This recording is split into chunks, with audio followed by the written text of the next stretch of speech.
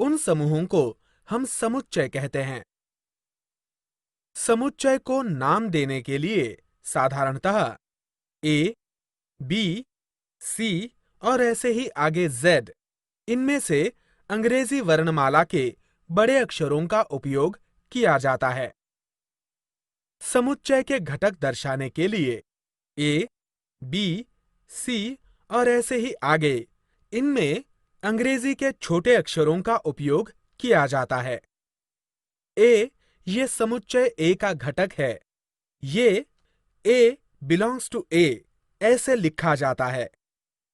ए ये समुच्चय ए का घटक नहीं है, ये दर्शाने के लिए ए डज नॉट बिलोंग्स टू ए ऐसा लिखा जाता है। अब हम संख्याओं के समुच्चय को देखते हैं।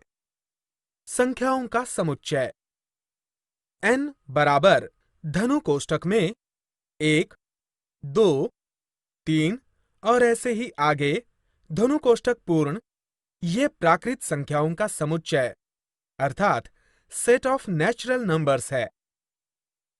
w बराबर धनु कोष्ठक में 0, 1, 2, 3 और ऐसे ही आगे धनु कोष्ठक पूर्ण, ये पूर्ण संख्याओं का समुच्चय अर्थात सेट ऑफ होल नंबर्स है।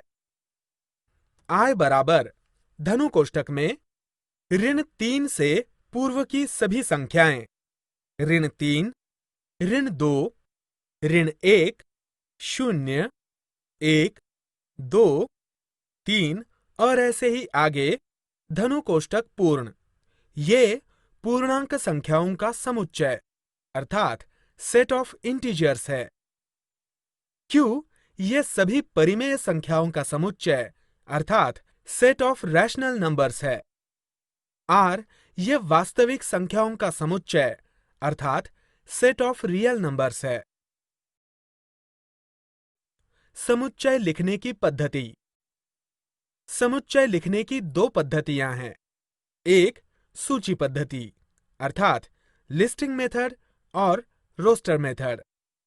इस पद्धति में समुच्चय के सभी घटकों को धनु कोष्ठक में लिखा जाता है और प्रत्येक घटक को अलग दर्शाने के लिए इससे संलग्न घटकों के बीच में अल्पविराम चिन्ह लगाया जाता है। इसमें घटकों का क्रम महत्वपूर्ण नहीं होता है, किंतु सारे घटकों को केवल एक बार दर्शाना आवश्यक होता है।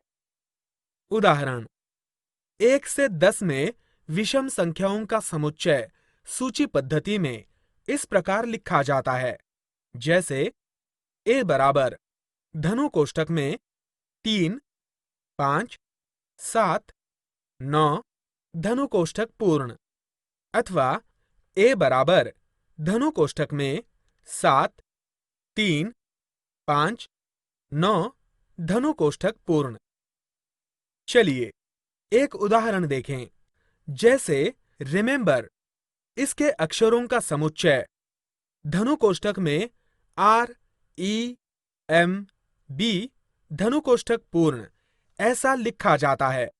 जहां रिमेंबर शब्द में अक्षर R, M, E ये अक्षर एक से अधिक बार आए हैं, फिर भी समुच्चय में इन शब्दों को एक ही बार लिखा जाता है। इसलिए इस शब्द के अक्षरों का समुच्चय a बराबर धनु कोष्ठक में R, E, M, B धनु कोष्ठक पूर्ण ऐसे लिखते हैं। 2. गुणवर्णन पद्धति अर्थात रूल मेथड और सेट बिल्डर फॉर्म। इस पद्धति में घटकों की सूची न बनाते हुए समुच्चय का सामान्य घटक चरांक से दर्शाया जाता है और उसके आगे खड़ी रेखा खींची जाती है। खड़ी रेखा के आगे चरांक का गुणधर्म है।